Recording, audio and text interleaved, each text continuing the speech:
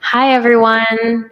I am so pleased to introduce today Jeremy Saxey, who's going to be speaking about blockchains and WordPress, leveraging decentralization for a more user-first, community-driven, and open web. Jeremy has been working in web technology since the days of dial-up internet. Beginning his journey as a tech support specialist, he has gone on to program small and enterprise-level websites, set up and maintain servers, own and co-own a few web companies, and continues expanding his knowledge into upcoming Web3 technologies. Gaining a degree in CIS in 2007, he is fascinated by the ability of human ingenuity to solve real-world problems. He has a passion for staying at the forefront of emerging technology with a desire to guide others into each wave of innovation with a focus on internet-based solutions. Jeremy has volunteered on WordCamp organizing teams, assisted the Arizona WordPress meetup group, and taught classes at both. He is currently a member of a decentralized autonomous organization that promotes public goods and education within the Ethereum Web3 ecosystem. Thank you, Jeremy.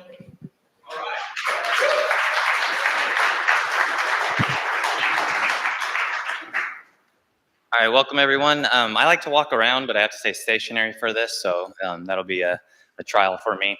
Thank you for coming to my talk. Blockchains and WordPress is something that's near and dear to me, so let's talk about how we can build a more open web and how we can empower users and communities. Again, I'm Jeremy Saxey, and I work at Radiate WP. We maintain websites for our clients and kind of help manage them to kind of help them evolve along with the web so they don't fall behind. I do that professionally, working in WordPress for 15 years. Blockchain is a hobby of mine, and so I do want to emphasize that I am still learning a lot.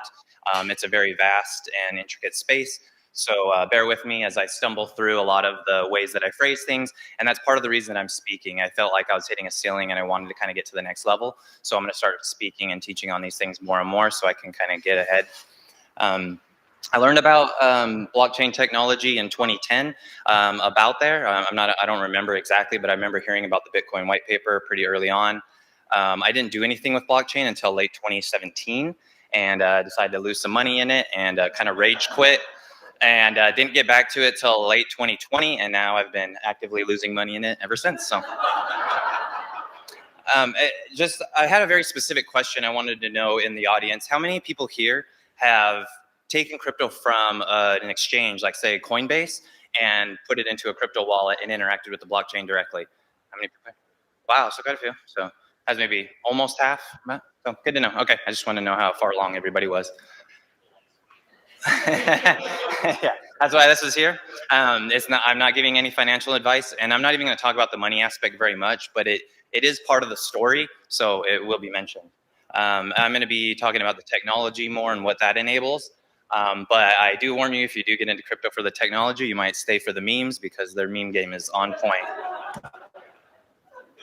To understand the lens that I use to kind of think about these things, I remember learning about the internet and how it was a distributed network that that was more resilient because it didn't have any central points of failure in it. And that kind of fascinated me, the way that you could strengthen, that networks would be strengthened in that way. BitTorrent, when that came out and you had peer-to-peer file sharing, the way that you didn't download files from a server, and again, it was distributed and worked in a manner more akin to how the internet itself works. And then, of course, WordPress had democratizing publishing, and I really liked that you could have your own voice and you could own your own voice and you didn't have to go through gatekeepers.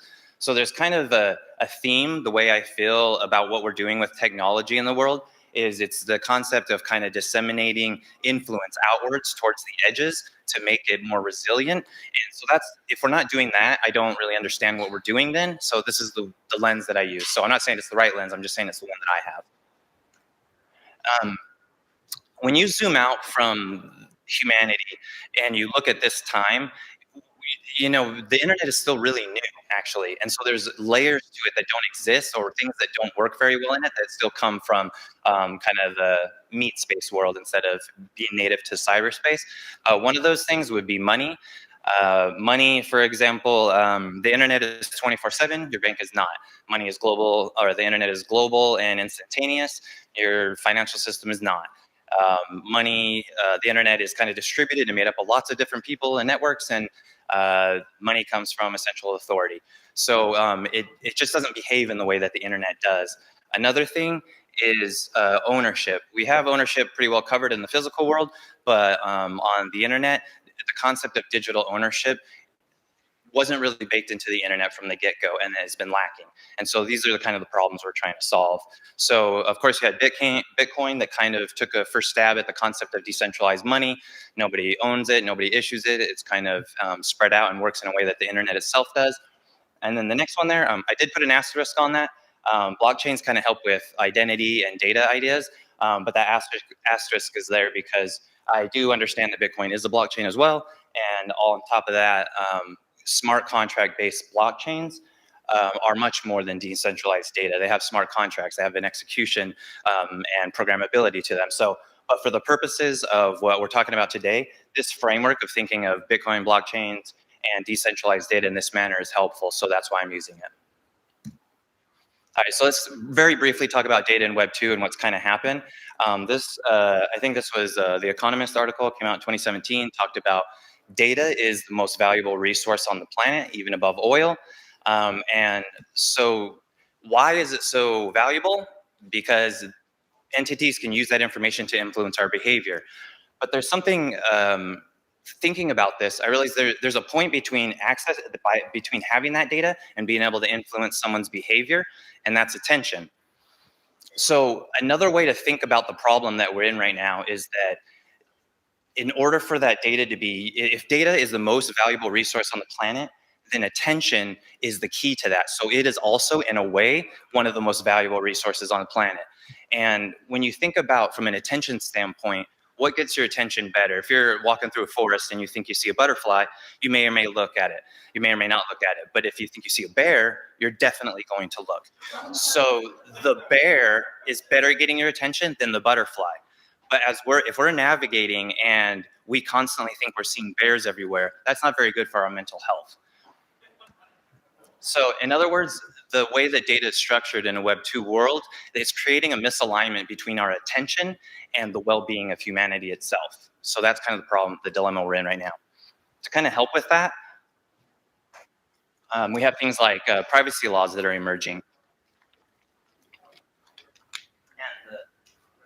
The privacy laws, in essence, what they're doing is they're trying to make data become a liability also on top of an asset.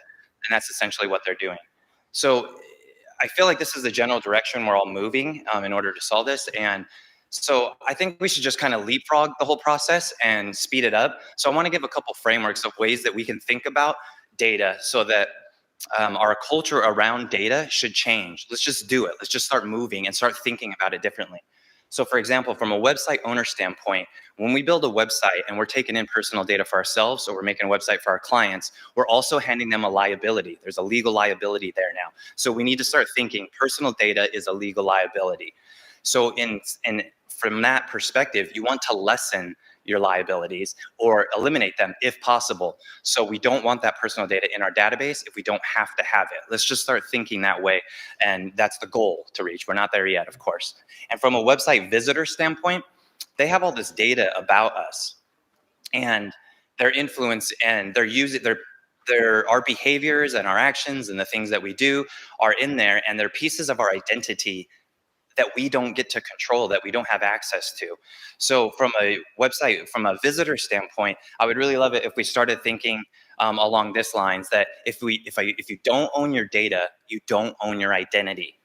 So if you don't own your data, you don't own your identity. And from that standpoint, so when I go to a website, I want to give you the least amount of data about myself as possible, or none of it if I don't have to. I would rather keep that information on the blockchain where I have keys to it and I determine who has access to it, and I can revoke that access.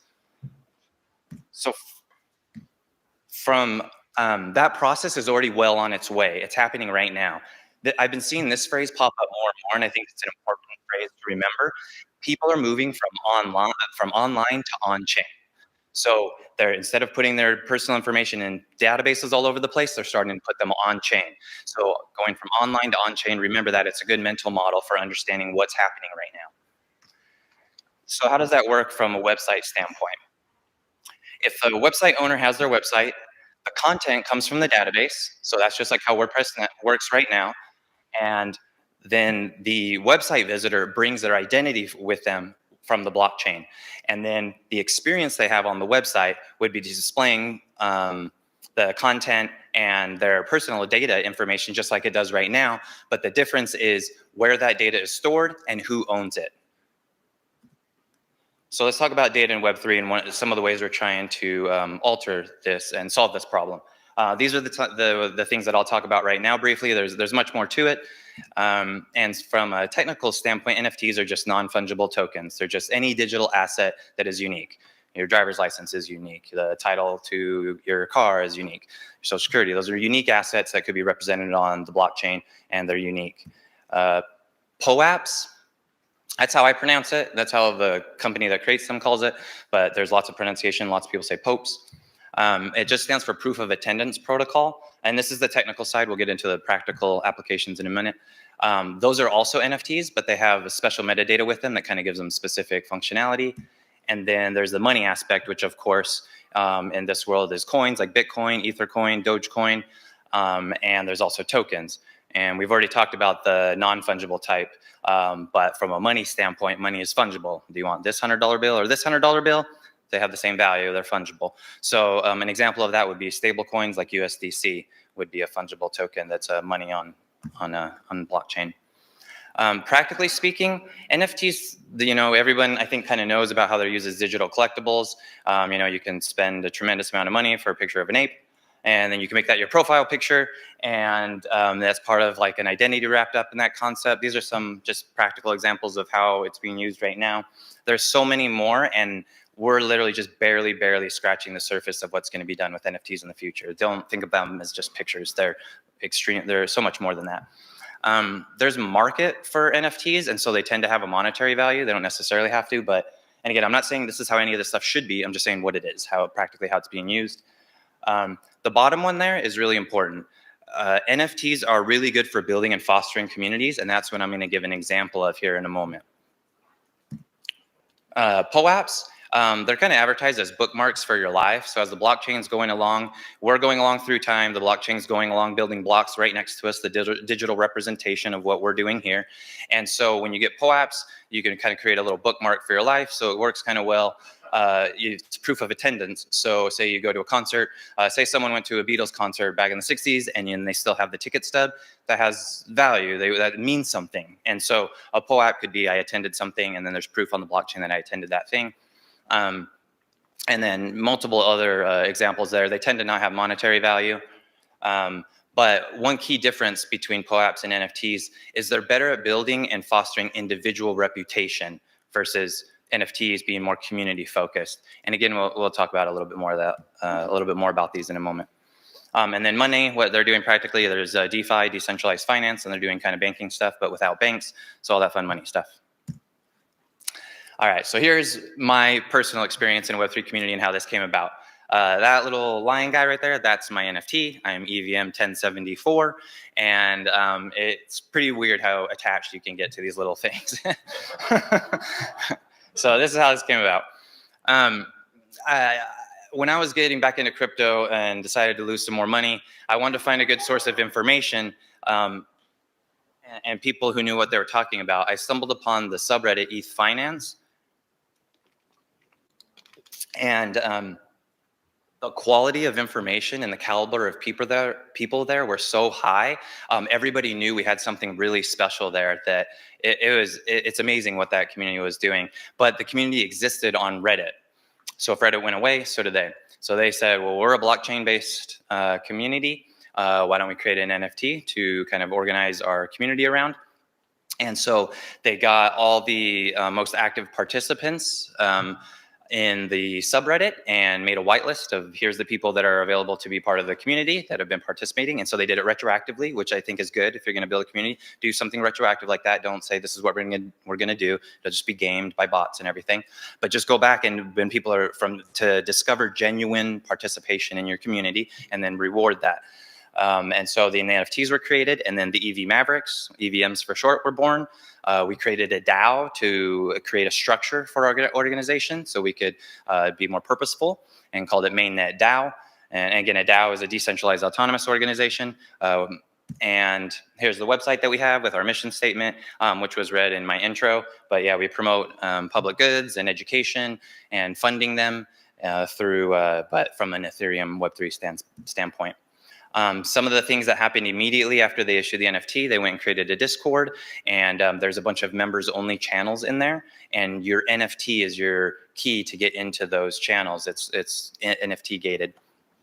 We came up with a mission statement. We formed teams and leadership roles, and any member with an NFT can create a proposal for something they want the community to do, and then we all vote on those proposals using our NFT, and you get one vote per NFT. So it kind of represents an individual, so it's kind of a democratic process. There's voting is messy. This is very nascent, so I'm not saying this is how it should be done. This just tends to work well for our community because of the way it's structured and the type of people that are there. We don't have a lot of people our NFTs aren't all over the place, people accumulating a lot. So in general, everybody kind of just gets one vote. So there's all kinds of projects going on all the time in this community. So you can just jump on projects whenever you want to occupy your time. It's amazing. And you got a great community to ask questions to. It's a pretty fascinating thing. Also related to that, we wanted to have a conference. So we created our own conference and had our first conference in Hawaii. HodlerCon 2022 is what we named it. And it was family-friendly conference. So there I am with my son in Maui at HodlerCon 2022. That also was born out of ETH Finance. And a DAO was formed specifically for the conference for the organizing team, to keep the momentum going on these events. There's a DAO now called Luau DAO. And in East Denver, which is the crypto conference that just ended a week or two ago or whatever, Luau DAO presented at it. So if you want to know more about Luau DAO and HodlerCon, then go look at East Denver's presentations that were there and look for Luau DAO, and you'll be able to learn more about that part of our community. Oh, and we got NFTs, of course. We had Beach Bums. And so I'm Beach Bum 109. That was my NFT for attending the conference. And my son, he got an NFT too. He's the Beach Bum 110. So how cute is that? And so my son is already building a digital identity and reputation because of his crazy father. Oh, and we get to use those NFTs for voting again. So all the people that attended HodlerCon 2022 and have an NFT, we all get to vote as a community on where the next HodlerCon is going to take place. So kind of how that works. All right, so where's WordPress and Web3? I pretty naively thought when I was getting into crypto and Web3 that the whole WordPress community was just moving right along with me. And I kept expecting them to show up everywhere. I'm like, this is so cool, this is so exciting, and participating, and it just wasn't really there. And I kind of had to really start examining, get past the excitement that I was feeling and look at some of the downsides or some of the reality of where we're at currently. And blockchain tech is very nascent. It's a very future-looking thing, and the user experience is not very good right now. It's not ready for mainstream. That's my opinion, that it's not. On top of that, the dev tools that you have to work with are really dev heavy. So there's not really no code ready solutions for interacting with the blockchain right now too much. And that's the world we live in WordPress. We develop plugins and themes so that people can build websites without having to code. And it's not quite there, but it's getting very close. Funny enough, though, I went to my community and I told them that I was giving this presentation, and then I had someone reach out to me and they said, "Hey, I'm building a Web3 community website with WordPress. You want to come check it out?" So within my own community, and I didn't even know. So EVMs, my community to the rescue. So let's talk about this, and I'll show you exactly where we're at right now with WordPress, a real life site that's being built out on Web3 technology. So this website is called Caches. It's caches.xyz is how you get there. And a little caveat, he's part of my community, and the site is not monetized, and so I'm not shilling someone's project or making anybody money, nothing like that. But he, out of his own pocket, is paying for the development of all of this and all the hosting fees and all of that. And at some point, he has said, I do want to kind of recoup my costs, and there might be some type of monetization strategy in the future, but there's nothing there right now. So it's just a great example of showing what you can do with WordPress at this time. So that's why I'm demoing it. But I do want to kind of distance myself that I understand that if he makes money at some future point, then it's his thing that he's doing. It's not there right now. This is really briefly, these are some of off-the-shelf stuff that he's using. It's built on WordPress. It uses BBPress for forums, BuddyPress for the groups, and it uses BetterDocs for the knowledge base, and GameyPress for kind of the point system there. What the technology that he kind of had to develop a little bit was sign in with Ethereum. So there's no IDs and passwords using this WordPress site. It hides your wallet address, the wallet that you sign in with Ethereum, that wallet address that you use when you sign in with Ethereum, that's hidden, it's never displayed anywhere. It creates a random username for WordPress, so WordPress is happy, but you don't ever see it or interact with it, and you don't even have to give an email address. And so it can be completely anonymous, even to the admins. They won't even know any information about you whatsoever. So I'll show you the process real quick. So when you sign up on the website, it asks you to connect your Web3 wallet, and then there's the login with Ethereum link there. You click that, pops up which wallet do you want to use. I'll choose MetaMask in this example. MetaMask pops up and says, hey, you need to sign a request proving that you are the one with the keys to this wallet, proving your identity and all the data that's contained within it. And then once you sign it, then it pops up this and it says, what handle do you want? Well, would be the display name in WordPress. So you get to pick, such and such comments on this thing, what display name shows up. You can put anything you want. And again, the email is optional. So you don't even have to put in an email address. No personal information has to go to the website at all. So coming back, you don't necessarily have to do it this way. This is a process we're going through. So you don't have to just jump straight to anonymity like that and make the big leap if that's not how your website works and that's not how you think about things yet. But I just wanted to point out that caches.xyz respects Web3 identity. And going back to the slide that I have, the content comes from the database, the identity comes from the blockchain, and then they're mixed together in that user experience. So let's talk about what that actually is doing in a practical sense. The moment that I signed up and signed in with Ethereum, I got all these notifications like this, and you don't need to see what they are right there. But when you go to my profile on Caches, it noticed that when I signed in with my wallet, I had the EVM NFT that I had showed you guys earlier, and it said, hey, you get the EVM badge. You're part of the EVM community. And so it just gave me that badge. It also recognized I had an EI Panda, which is another type of NFT, and now I have that badge as well. So remember that I went and did all of this stuff, just some genuine participation in a community, got these NFTs, developed this reputation, this website was built, and I got to come to it and sign up, and instantaneously I brought that reputation with me. So some of the fun things that the website does, it assigns WordPress roles based off of those NFTs. So that badge I got is also a role within WordPress. So you can do all the stuff that WordPress roles can do. So you can have role-based content access. So in a way, you can have NFT-gated content. So can this user create posts? Can they moderate forums? That kind of stuff can be handled based off of NFTs.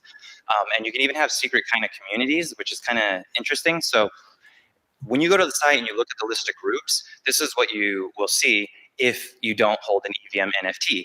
There's our EV Mavericks community, but it's the public-facing one. What I see when I log in is EVM holders only group as well, because that's relevant to me. So theoretically, there could be hundreds or even thousands of communities on this website with groups all interacting, and they have nothing to do with me because they're private groups that are just for those communities. And I get to go to the website and just see the public stuff and the private stuff that applies to me based off of my reputation and my identity that I brought there. And all kinds of activity could be going on, and I would be completely oblivious to it. One of the ways you can gamify based off of NFTs as well. So when you go back to my profile, because I had the EVM in it, he automatically awarded me 500 extra points for that website, what that means on that website. And I got the badges that I talked about. And then so that gave me special privileges. Basically, this website says, I trust EVM holders. They get special value on this website, and I'm going to create special functionality and roles for them. And So when I brought that reputation with me, I got those badges and got those extra points, which means I can create unlimited groups and all of that. And once again, my Web3 reputation was intact instantaneously when I went to that website and logged in. So the way that I think about this, this is another phrase that I like to use, that Web3 identity is BYOD, bring your own data. That's how I'm starting to think about data. Web3 identity is bring your own data with you. So let's add it to the list. Our culture around data should change. Website owners, they say, I don't want the liability of your personal data in my database, so just bring your own. And then from a website visitor standpoint, I don't want to give you this data, then I lose control of it. It's not mine anymore, so I'm just going to bring my own from the blockchain. So you don't have to pay for a blue check mark to prove that you're Paris Hilton. Your NFTs prove that you're Paris Hilton, if that makes sense. So we're kind of wrapping up here, getting towards the end. We've been talking about the data and from the blockchain flowing to the website, but do understand that it goes both ways. The content that people create on the website, if it might be relevant to that website and formatted for that website directly, that's fine. The content goes back to the database. But if they're awarded anything or given any new NFTs on the site or POAPs or anything like that, that would go to the blockchain for that user so that they can take that with them. So it's not tied to the site itself. So with just in the last 48 hours or so, he's working on building a no-code NFT creation tool in WordPress right now.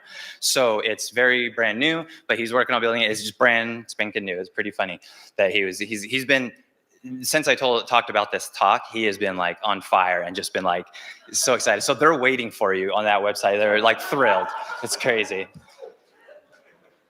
So the way I'm starting to think about things is WordPress is the community tool that I'm familiar with, and it can empower these communities and individual reputation on this decentralized infrastructure that's being built, where people get to build their credibility, their reputations, and they get to bring it with them to the website. Seeing everything come together over the last few weeks, to see WordPress and blockchain finally come together, been waiting for it, and to see what he's been building has really been amazing to me. I'm really excited to see what these two can do together. To me, they're just a very natural fit. The ethos, what they believe, and what they enable they're perfect for each other. All right, so to wrap up, there's my little guy again, a little bugger. Hate him and love him at the same time, because it's crazy that it's an NFT. There's a marketplace for it. I can make money from that thing right now, and I don't, because I value my own contributions to my community. My membership in that community is more valuable to me than money. So there's this crazy thing that I have to deal with. That what happens when the next wave comes and that value goes way up? Am I a sellout or not? But at the same time, it's your key to that community, and I just don't want to let it go. And the way that creating that NFT remember, we started on Reddit. We put our identities on the blockchain and created a community around them, and we're no longer tied to Reddit. So Reddit could close, and all we have to do is go find more tools that enable us to express ourselves as a community. We don't need Reddit anymore. We don't need Facebook. We don't need Instagram. We don't need anybody. We just need the tools that are out there to help us express ourselves. We are rallied around the blockchain, and so it's integrated into the fabric of the internet itself. It's not going anywhere. It's not on a server. It's not with some company.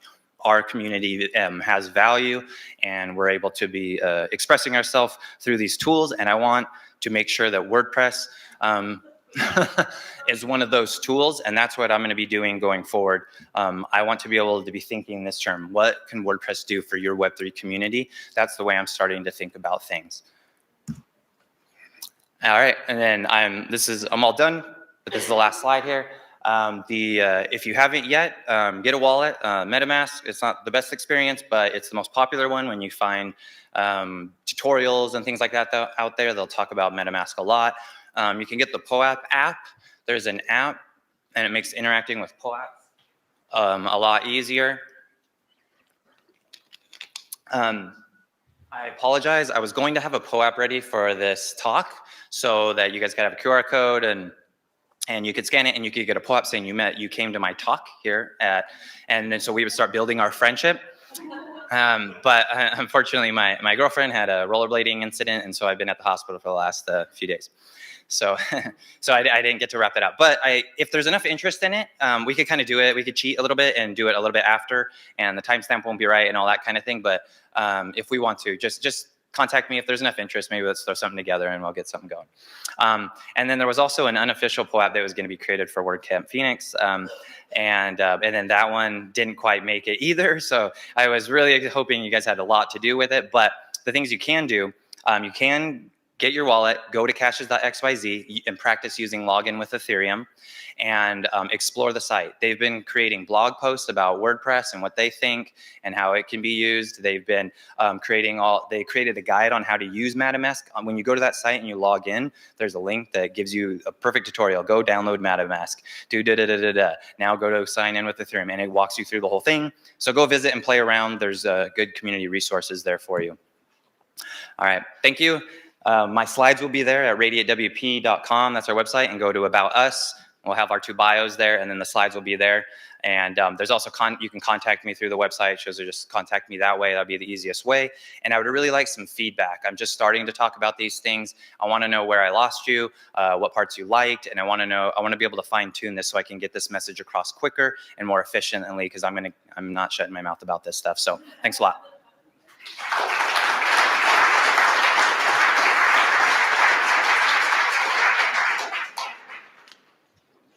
I think we have time for some questions too. Is that right?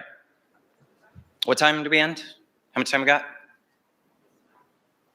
10 minutes? Perfect. Cool. So hopefully you guys got a lot of questions. Go right ahead. You sold your NFT. Would they get all the access to everything? I have a key to it.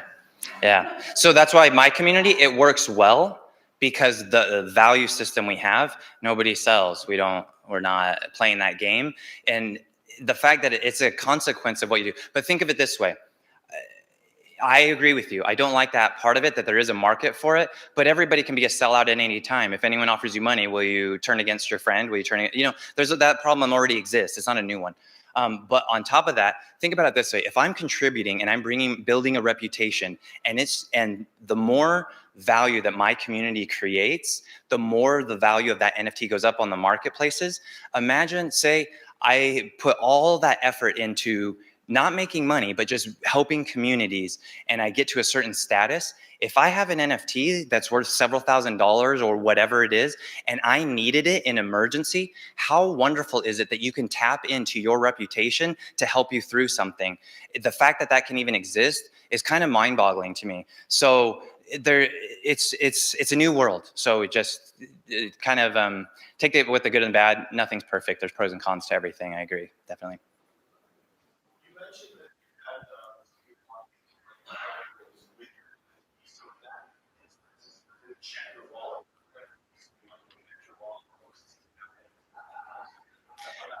Yeah, I granted access to the website, and it basically unlocked it so that it could see what was there, and then it displayed it, but it never touched the database. So the website owner and the website itself doesn't know. It's just the front end interface. That's just where the data came from. Same as if you connected to the Twitter API and you displayed a tweet, it comes from Twitter. It's not going to the database. So they could steal it if they wanted. I mean, that still exists but they'd have to go from the front end, steal it, and pass it to their database. So, yeah.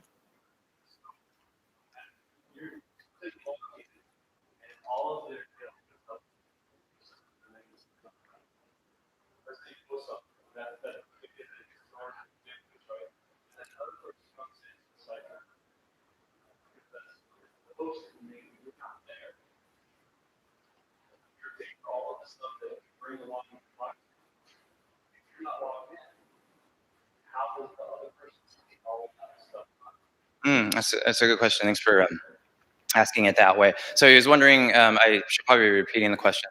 If you create content on the website and then you're gone, how does someone else see that? Um, in this instance, remember when you sign up and you chose your display name? That's the information you did, and you can just put anything you want there. And so the display name that you put and the content that you created goes to the database. So it just functions normally. were saying that the value of this NFT, all of the time and your reputation. But all that reputation is going to content. If you're not logged in, it's not unlocked. How can you put it? So the points, the things that are stored on the website, for example, for my user profile with those badges, so it read the blockchain and said, oh, you have this NFT, so it assigned me a badge. So then my user profile with the handle that I chose, it just has that badge. And so whatever I do publicly on public forums can be seen by everybody because that's part of, it's the display name, the badge, and the content are all within the database. So it's part of the content. That part, yeah, the badge, because the badge isn't a part of the blockchain. The badge is what the website said, I'm going to recognize you on this website in some way based off of your NFT, but I'm not taking that information out. I'm just giving you the NFT, the EVM badge. And then, of course, the content goes there, and then the display name. So that's the stuff that is stored on the website and then regenerated. That's part of the content.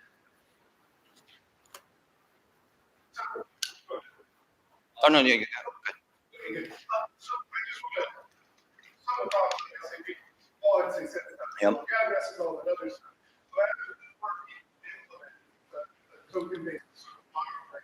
Uh-huh. What sort of advice or warning might you have for people as they start seeing it, in particular in terms of this idea? Yeah. It's becoming so simple. What advice would you stay secure? Staying secure. Don't get into crypto yet. It's not mainstream ready. But there's a permission to act on your behalf, and that the idea there is to really smooth out that process. Because right now, when you have a wallet, you're interacting with it. You're very interactive with the blockchain itself, and you don't want to interact with engineers. Well, I mean, last year, not this year, last year, where one of the event sites wanted you to sign up via your wallet. Yeah. And it wanted you to take control of your whole wallet. Right. Right. And you don't want to grant that access. Right. Don't go in sites if you don't go. Exactly. And that's what I was saying, not financial advice, and I keep emphasizing that it'll lose money. I'm not telling anybody to come in with a bunch of money. Just go in and start. Don't have money on the line. Just learn what it is. But one thing that's important to remember, we're here because we build with WordPress for end users and clients, and we care about all this crazy technology stuff so they don't have to. So we need to do a good job at it. So I encourage you to go in and start playing and learning about that close interaction with the blockchain gives you insight into what's actually happening, so you're more informed when the new tools that come around that make this all really simple for the end user that they interact with in ways that they're used to with technology. That's coming. It's not there yet. Then you know what's going on behind the scenes a little bit more. So you get to care about the stuff that matters, so they don't have to.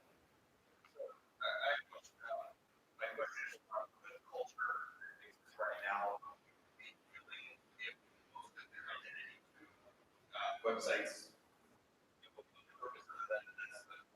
Yeah. How do you shift culture away from people saying that that's acceptable to now I have to put everything on blockchain from an outside perspective?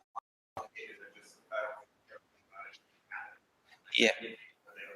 Yeah, I think as demoing that site, once it becomes user friendly and it gets more mass adoption, it'll just kind of erode away at the old ways of doing things. It's a process that's going to happen. I see blockchain technology as solving problems 10, 15, 20 years in the future, but right now it's being built.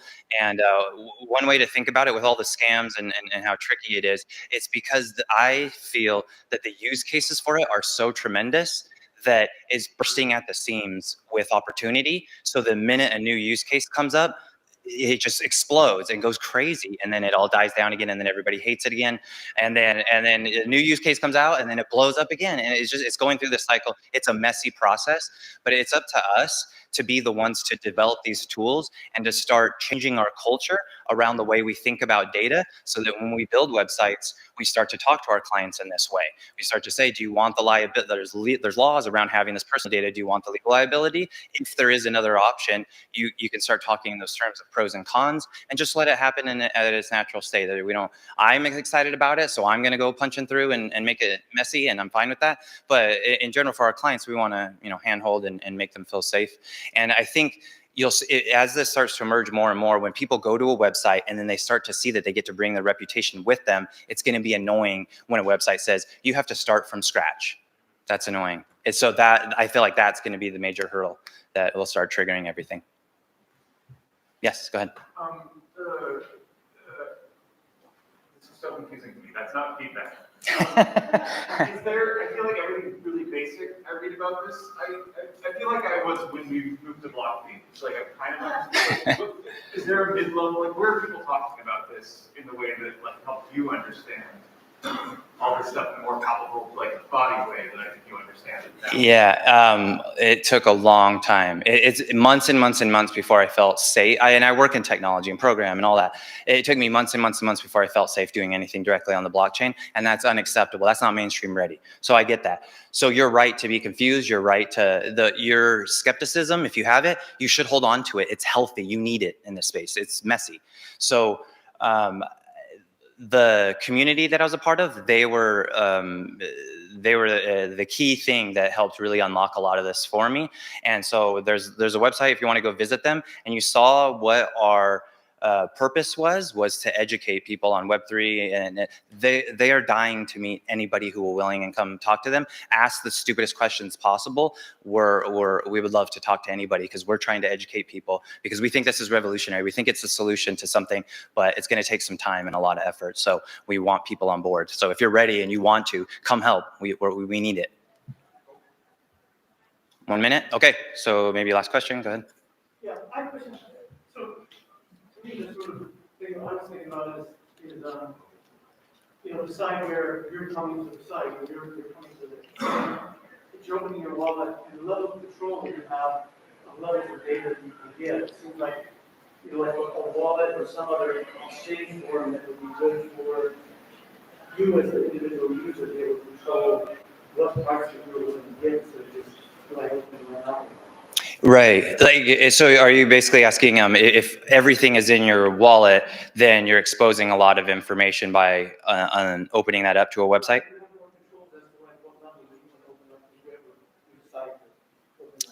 Yeah, and that exactly, and that's one of the reasons why it's not mainstream ready. And back to your point with when we talked about the account abstraction that's happening, it works in a way that it's much more obvious what you're doing and what you're granting, what it's asking permission to do, and it makes it more of a usable human experience that you can interact in the ways that this is what I want access to, and you say yes, you get access to that only.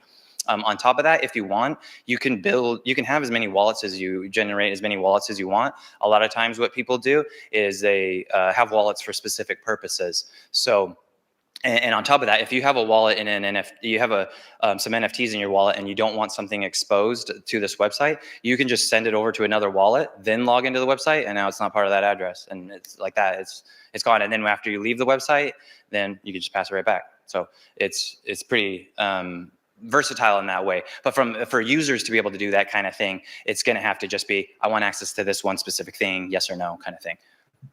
So I think we're all done. Yeah, if you have more questions, come talk to me. I would love to meet more people. Thank you.